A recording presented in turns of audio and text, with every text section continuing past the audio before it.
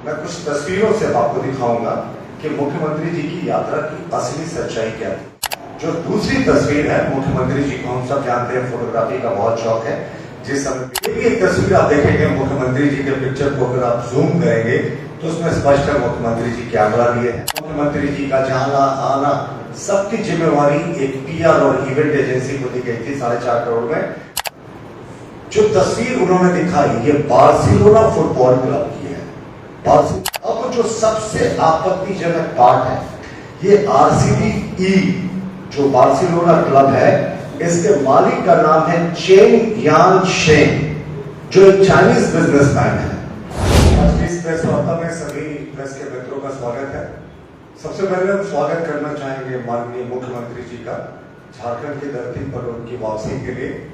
एक सफल पर्यटन व्यक्तिगत यात्रा करके वो आए हैं, बहुत सफल उनकी व्यक्तिगत रूप से।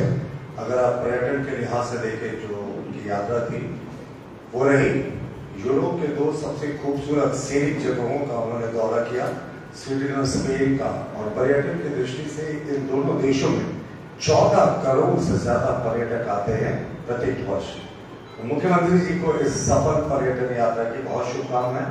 ये तो छोटी सी बात है कि वो भले ही टैक्स पेयर्स के पैसे पर दूं, और हम पर्यटन यात्रा इसको इसलिए कहते हैं ना, क्योंकि कहते हैं तस्वीरें बोलती हैं। मैं कुछ तस्वीरों से आपको दिखाऊंगा कि मुख्यमंत्री जी की यात्रा की असली सच्चाई क्या थी। ये पहली तस्वीर थी। आपने अक्सर देखा होगा बैक पैकर्स को, जो बैग टांगकर पूरा घुमा करते हैं, टूरिज्म की यात्रा किया करते हैं। मुख्यमंत्री जी को जब स्वीडन में भारतीय दूतावास की एक सीनियर लेडी ऑफिसर ने स्वागत किया, तो मुख्यमंत्री जी इसी तरीके से बैक पैकर की तरह जो टूरिज्म यानी टूरिस्ट सर्किट को घूमने निकलते हैं, उसी की भूमिका में देखे। तो चलिए, शौक बड़ी चीज है, वो भले ही यहाँ के टैक्स पेयर्स, यहाँ के आदिवासी मूलवासी के पैसे पर क्यों ना हो।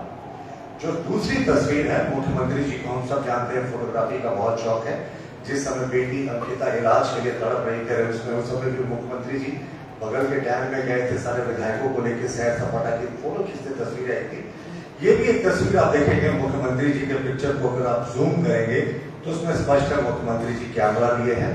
और अन्य तस्वीरें भी थी मुख्यमंत्री जी की, जिसमें वो तस्वीरें खींचते देख रहे हैं। दोनों बड़े खूबसूरत देश है, इसमें उनका कोई दोष नहीं मानते। लेकिन मुख्यमंत्री जी अगर विशुद्ध रूप से कहते कि मैं पर्यटन के लिए जाना हूँ, तो हमें कोई आपत्ति नहीं होती। लेकिन वो कहना, निवेश और तमाम चीजों के लिए जाना, और उसका रियलिटी क्या है वो भी हम आपको चेक करके दिखाएंगे।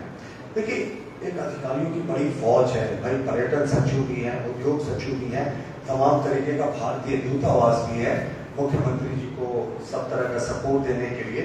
उसके बाद भी कैबिनेट ने आकस्मिक निधि से event management agency pioneer exhibition and convention को 3.75 करोड़ रुपीस प्लस जीएसटी जो भी लगेगा, यानी लगभग 4.5 करोड़ रुपए का pioneer exhibition and convention management company Pune को ट्रांसफर किया। तो हमारा कहना था भाई, कोई एजेंसी तो ऐसे काम नहीं करती। यानी ये पूरा जितना इवेंट हुआ, मुख्यमंत्री जी का जाना आना सबकी जिम्मेवारी एक पीआर और इवेंट एजेंसी को दी गई थी 4.5 करोड़ में। जो सूचना आ रही है कि इस एजेंसी ने शायद 2-2.5 करोड़ का और बिल का दावा किया है। मुख्यमंत्री जी 4.5 करोड़ का मैंने बताया, चलिए मान लेते हैं 4.5 करोड़ कहीं अगर इनका पैकेज हो, तो एक व्यक्ति करीब करीब ये 40 से 45 लाख 50 लाख रुपए तक पहुंच जाता है। पर्यटन की दृष्टि से देखें, रांची के बहुत प्रतिष्ठित टूरिस्ट पैकेज देने वाले टूरिज्म एजेंसी है, जिन्होंने 7 रात और 8 दिन का स्वीडन और स्पेन का, अगर टूरिज्म से अगर आप चाहें टूरिज्म के लिहाज से, तो 2,75,000 प्रति व्यक्ति का अनुमानित लाभ बताया है। तो ये टूरिज्म एजेंसी है। उन्होंने आग्रह किया है कि मैं उनके नाम को डिस्क्लोज नहीं करूं, लेकिन कोई व्यक्तिगत रूप से कहे तो मैं जरूर बता दूंगा कि 2,75,000 में स्वीडन और स्पेन के टूरिज्म की बड़ी शानदार यात्रा हो सकती थी, जिसमें मुख्यमंत्री जी के दल ने एक व्यक्ति ने 50 लाख रुपए फूका। अब देखिए, मुख्यमंत्री जी को हम लोग सब जानते हैं, स्पोर्ट्स का बड़ा शौक है। अब देखिए, विरोधाभास आपको समझना होगा। जो तस्वीर उन्होंने दिखाई ये बार्सिलोना फुटबॉल क्लब की है। बार्सिलोना फुटबॉल क्लब दुनिया के जो एक सबसे फेमस लीग में से एक है, ला लीगा जो स्पेनिश फुटबॉल लीग है, उसमें नंबर 1 पे है। मुख्यमंत्री जी ने यहाँ जाकर हेमंत सोरेन की भी जर्सी लिखी, लीग कोई हमें इससे आपत्ति नहीं है। मुख्यमंत्री जी ने वहां जाकर बार्सिलोना के म्यूजियम को भी देखा, बार्सिलोना FC क्लब के, उस पर भी हमें कोई आपत्ति नहीं है। अब लेकिन ट्रिकी पार्ट देखिए, उन्हें लगा कि झारखंड के लोग डिफरेंस नहीं समझेंगे बार्सिलोना FC में और RCDE बार्सिलोना में। ये दूसरी कंपनी है, ये दूसरा फुटबॉल क्लब है, जिसके साथ मुख्यमंत्री जी के ऑफिशियल एक्स हैंडल ने जानकारी दी कि फुटबॉल को प्रोत्साहन देने के लिए मुख्यमंत्री जी ने इनके साथ करार किया है। ये RCDE बार्सिलोना फुटबॉल क्लब है और RCDE बार्सिलोना फुटबॉल क्लब अभी 13वें नंबर पे ला लीगा लीग में चल रही है, स्पेनिश लीग में। और वो ये देखिए 13वें नंबर पे ये ला लीगा लीग में चल रही है। तो जिस क्लब से मुख्यमंत्री जी ने तस्वीर खिंचाई थी, जर्सी दिखाई थी, वो कोई और क्लब था और जहां उन्होंने अग्रीमेंट किया वो 13वें नंबर का क्लब था। अब जो सबसे आपत्तिजनक पार्ट है, ये RCDE जो बार्सिलोना क्लब है, इसके मालिक का नाम है चेन यान शेंग, जो एक चाइनीज बिजनेसमैन है और उनका इस कंपनी पर कंट्रोल है, इस फुटबॉल क्लब पर कंट्रोल है। वो रास्टार ग्रुप जो चाइना का एक बहुत प्रतिष्ठित बहुत बड़ा ग्रुप है, उसके वो मालिक है। और इस रास्टार ग्रुप ने कई बार भारत विरोधी कार्य और खुद चेन यानशेंग ने कई बार भारत के खिलाफ बयान दिया है। तो एक ऐसे कॉन्ट्रोवर्शियल बिजनेसमैन की, चाइनीज बिजनेसमैन की कंपनी के साथ, फुटबॉल क्लब के साथ मुख्यमंत्री जी ने अग्रीमेंट किया है। अभी इंडिया और पाकिस्तान बॉर्डर पर कितना तनाव है और हमें सबको पता है कि चाइना प्रत्यक्ष या परोक्ष रूप से पाकिस्तान की मदद कर रहा है। उस समय मुख्यमंत्री जी अगर एक क्लब के साथ टाई अप कर रहे हैं जिसका ओनर एक चाइनीज बिजनेसमैन हो, जिसने भूतकाल में भारत के खिलाफ जहर उगला हो, तो ये बेहद आपत्तिजनक बात है। हमारी इस पर कड़ी आपत्ति है। पूरे देश की निगाहें हैं कि हमारे जो निर्दोष टूरिस्टों को हत्या की गई थी, शहादत हुई थी, कैसे उसका बदला लेगी थी केंद्र सरकार, और मुख्यमंत्री जी चाइना के साथ जाकर चाइनीज कंपनी के साथ समझौता कर रहे हैं। एक और बड़ी चर्चित तस्वीर आई थी मुख्यमंत्री जी की वोल्वो के इंजन के साथ, यानी वोल्वो कंपनी का जो इंजन था उसके साथ मुख्यमंत्री जी ने तस्वीर खिंचाई और कहा कि मैंने जाकर देखा कि टेक्नोलॉजी क्या होती है, नवीनतम टेक्नोलॉजी क्या होती है। आपको बता दें मुख्यमंत्री जी को उतने दूर जाने की आवश्यकता नहीं। बेंगलुरु के आउटस्कर्ट्स में होसकोटे नाम का एक छोटा सा जगह है जहां वोल्वो का सबसे बड़ा प्लांट एशिया का लगा हुआ है, जिसका मुख्य काम है कि वो EV cars, EV engines, EV buses बनाता है। तो मुख्यमंत्री जी को इस फोटो अपॉर्चुनिटी का अगर इतना ही शौक था तो वो जाकर वही फोटो अपॉर्चुनिटी बेंगलुरु के पास करा सकते थे। स्वीडन और स्पेन जाने की क्या आवश्यकता थी, माननीय। बहरहाल मुख्यमंत्री जी ने जाने से पहले कहा था कि झारखंड में माइनिंग की अपार संभावना है, इससे कोई इनकार नहीं कर सकता। लेकिन उनकी जो पहली तस्वीर आई माइनिंग की, तो वो वहां का माइनिंग म्यूजियम का है जहां मुख्यमंत्री जी को बड़ा पसंद आया। पाषाण युग यानी स्टोन एज में लोग कैसे माइनिंग करते थे। मैंने कहा झारखंड 21वीं शताब्दी के 25वें वर्ष में नवीनतम टेक्नोलॉजी का प्रयोग कर रहा है। मुख्यमंत्री जी कह रहे हैं कि स्टोन एज में जो माइनिंग होती थी वो उन्हें बेहद पसंद आई और कोई हमने माइनिंग कंपनी के साथ अग्रीमेंट उनका नहीं देखा। देखिए और एक बड़ी इंटरेस्टिंग बात मुझे लगता है जो सबसे महत्वपूर्ण बात है इस प्रेस वार्ता की, कि यहाँ झारखंड मुक्ति मोर्चा के तमाम नेताओं प्रवक्ता को हमने बोलते सुना कि भाई एलोन मस्क की जो टेस्ला कंपनी है उसके साथ मुख्यमंत्री जी की बातचीत हुई है, टेस्ला अपना प्लांट लगाएगी झारखंड। तो इनको ये समझना चाहिए कि ये जो टेस्ला कंपनी की बात कर रहे हैं वो एलोन मस्क की टेस्ला नहीं है, ये टेस्ला एएस है जो चेकोस्लोवाकिया की कंपनी है। अब दोनों का अंतर आप देखिए। मुख्यमंत्री जी की ये जो तस्वीर आई, टेस्ला एएस चेकोस्लोवाकिया की कंपनी है। बहुत सारे पुराने लोग होंगे, उन्हें याद होगा कि टेस्ला कभी ब्लैक एंड व्हाइट टीवी बनाया करती थी। ये उस कंपनी से अग्रीमेंट की बात कर रहे हैं और ये कंपनी गीगा कहते हैं कि गीगा स्टोरेज की ये इन्होंने एश्योरेंस दिया है कि commercial and industrial battery storage product के गीगा फैक्ट्री को लगाएंगे। तो जहां तक गीगा फैक्ट्री को लगाने की बात है तो उसमें भारत की दो कंपनियां, टाटा अपनी खुद की टाटा और दूसरी रिलायंस, ये दोनों विश्व की अग्रणी कंपनियां हैं। तो मुख्यमंत्री जी जो टेस्ला के बारे में जाकर जो उनके प्रवक्ता भ्रामक प्रचार कर रहे हैं कि साहब ये टेस्ला एलोन मस्क की टेस्ला है। साहब ये तो टेस्ला चेकोस्लोवाकिया की स्टेनडोर्फ कंपनी है जो रेडियो, टीवी और बैटरीज बनाती है।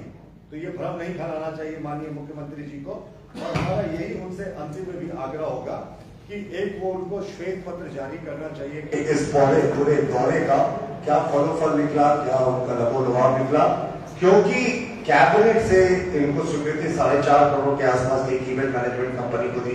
वो शायद 2-2.5 करोड़ का और दावा कर रही है। 7-8 करोड़ का अभी तक खर्च का अनुमान लगाया जा रहा है। हो सकता है और भी बढ़े, लेकिन 7-8 करोड़ का कोई लिखित अग्रीमेंट अभी तक मुख्यमंत्री जी ने उनके एक्स के हैंडल पे नहीं दिखा। देखिए, ये एक्स के हैंडल पे जो कॉन्फ्रेंसेस में वो हिस्सा ले रहे थे, वहां एक कोई मेला चल रहा था, कोई वहां पर वो चले गए, वहां तस्वीरें खिंचाई। मुझे लगता है मुख्यमंत्री पद के अनुरूप नहीं था। मुख्यमंत्री जी के लिए खुद एक कॉन्फ्रेंस का आयोजन करना चाहिए था। और दूसरा, जितना उन्होंने खर्च किया 7 करोड़, 8 करोड़, शायद 10 करोड़ से भी क्रॉस कर जाए, क्या उतना का भी लिखित निवेश का कोई अग्रीमेंट हुआ? नहीं साहब, हमने तो अभी तक एक्स सेंटर पर मुख्यमंत्री जी का नहीं देखा है कि कोई लिखित अग्रीमेंट इस कदर का हुआ हो जिसमें ऐसा हो कि कोई कंपनी 10 करोड़ भी इन्वेस्ट करने के लिए आ रही है। सारी बातें वही है, हवा में कि साहब हम इन्वेस्टमेंट की सोच रहे हैं, झारखंड में हम ये तमाम चीजें करेंगे। लिखित एमओयू, लिखित समझौता अभी तक हमारे बारे में सामने कुछ नहीं आया। मुख्यमंत्री जी से आग्रह होगा कि वो तो स्पष्ट करे कि भाई उनके दौरे में कौन कौन से एमओयूज हुए, एक श्वेत पत्र जारी करें कि दौरे का कितना खर्च आया और एक्चुअली कितना इन्वेस्टमेंट का एमओयू हुआ। क्योंकि एमओयू होने के बाद बहुत सारी कंपनियां काम नहीं करती हैं, तो एमओयू तो कम से कम बता दें। सिर्फ ये आश्वासन कि भविष्य में हम काम करेंगे, तो भविष्य सब भविष्य की इच्छा में। लेकिन मुख्यमंत्री जी का दौरा पूर्णतः सफल रहा टूरिज्म के लिहाज से। उन्होंने पूरा सैर सपाटा किया, शायद 1 दिन उनका दौरा भी बढ़ गया। तो उसके लिए मुख्यमंत्री जी को शुभकामनाएं। हमारी जो उनका मेन मकसद था घूमने का, वो सफल रहा। आप ये जो बोल रहे हैं कि टूरिज्म के लिए गए थे मुख्यमंत्री, फिर बताया भी आपने इस क्लब से मिले, फुटबॉल क्लब से कोच को ट्रेनिंग देगा, वहाँ पे बड़े बैटरी ऑपरेटेड यहाँ पे स्टोरेज सिस्टम बनेंगे। इसके अलावा माइनिंग टूरिज्म पर उन्होंने देखा। क्या देखा माइनिंग में? जो कुछ नहीं हुआ माइनिंग पे। माइनिंग पे वो तो पाषाण युग का देख रहे थे, उसी का है। और जहां तक फुटबॉल क्लब की बात है, हमारा कहना था तस्वीरें खिंचाएंगे बार्सिलोना एफसी जो लीग में नंबर 1 पे है, अग्रीमेंट करेंगे आरसीडी बार्सिलोना के साथ जो लीग में 13वें नंबर पे। तो क्या झारखंड को 13वें नंबर की कंपनी सिखाएगी? अगर ये अग्रीमेंट 1 नंबर की बार्सिलोना एफसी से करते तो समझ में आता। और कोई ऐसा एमओयू एक ही बता दे कि 8-10 करोड़ का भी उनको निवेश का भरोसा मिला है लिखित। वर्तमान तो सब लोग कह देते हैं, कोई जाएगा किसी का, हाँ साहब आपके यहाँ सब मामलों को तलाशें। मुख्यमंत्री जी श्वेत पत्र जारी करें, इस पर हम स्वागत करेंगे। मेरा सवाल है, अधीर क्यों हो रहे हैं? अधीर नहीं, मुख्यमंत्री वो बताएंगे 6 महीने तक वक्त दीजिए अच्छे विपक्ष के नाते। ये बात मुख्यमंत्री जी कहते तो बेहतर होगा। माने जी, ये बात मुख्यमंत्री जी को कहने दें। और कोई प्रश्न? नहीं, आपकी सरकार में भी तो यहाँ पे हुआ था ना, बहुत सारे नहीं, कोशिश बिल्कुल करनी चाहिए, हम कहाँ कह रहे हैं, पर हम कह रहे हैं ना कि एक ग्राउंड प्लानिंग होती है जाने से पहले। कुछ जो कंसर्न सेक्टर्स होते हैं उसके पहले कुछ ऑफिशियल्स जाते हैं, ग्राउंड तैयार करते हैं, लोगों को कन्विंस करते हैं, मुख्यमंत्री जाते हैं, एमओयूज करके लाते हैं। यहाँ तो मुख्यमंत्री जी सीधे चले गए। एक एमओयू हमने उनके ऑफिशियल एक्स हैंडल पर नहीं देखा कि एक एमओयू हुआ जिसमें भरोसा लिखित रूप से दिया गया हो कि हम झारखंड में आकर इन्वेस्टमेंट कर रहे हैं। मैंने कहा ना कि उनके व्यक्तिगत पर्यटन के लिहाज से ये दौरा सफल था।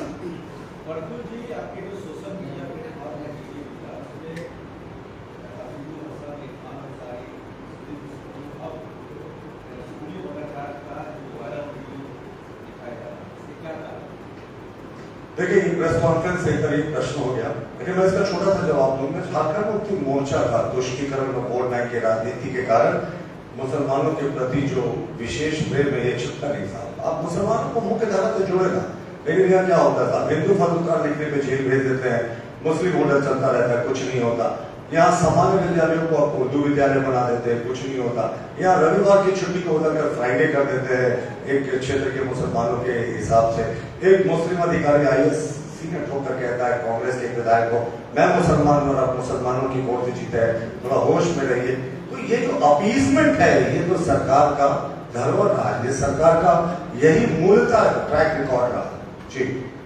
और एक और बड़ा है कि आज बिजली टैरिफ दरों में जो वृद्धि की घोषणा की गई, भारतीय जनता पार्टी मान रही थी कि मुख्यमंत्री जी इतने दिनों के बाद विदेश की धरती से झारखंड में आ गए तो कुछ शुभ संकेत मिलेगा, लेकिन उनके लैंड करने से कुछ ही मिनट पूर्व बिजली की दरों को बढ़ा दिया गया। तो साहब कहां राहत सोच रहे थे कि मुख्यमंत्री जी स्पेन में देख कर आए किस तरीके का ब्लैकआउट हुआ, वो कहते ना तू जहां जहां चलेगा तेरा साया भी साथ चलेगा, तो ये झारखंड का ब्लैकआउट स्पेन में भी चला गया। तो मुख्यमंत्री जी को बिजली की क्या स्थिति है ये हम सब अवगत है, अभी हमारी प्रेस कॉन्फ्रेंस के दौरान बिजली चली गई है। तो बिजली की दरों को आप बढ़ा रहे हैं बिना बिजली की सुविधा को ठीक किए, हम इसका कड़ा विरोध करते हैं। मुख्यमंत्री जी से कुछ सकारात्मक पहल की उम्मीद थी, लेकिन बड़ी ढाक के 3 बात सोचा कुछ और निकला कुछ जी। अलग सवाल है बड़ा, सरकार ने फैसला किया पूरे देश में जातीय जनगणना नहीं, आप भी पुरानी बात कह रहे हैं। केंद्रीय कैबिनेट ने बहुत पहले निर्णय करके ये कह दिया था कि राज्य सरकार जिसको इच्छा हो वो अपनी जातीय जनगणना करा सकती है। अब जो कैबिनेट जनगणना होने वाली है उसमें कहा गया है कि हम जातिगत का भी कराएंगे। मेरा सवाल ये है कि बिहार में इलेक्शन है, उससे पहले कैबिनेट का केंद्रीय कैबिनेट का इतना बड़ा फैसला, क्या आप भी कांग्रेस की तरह मान रहे हैं कि बिहार में जो जाति जनगणना हुआ वो सही नहीं हुआ था?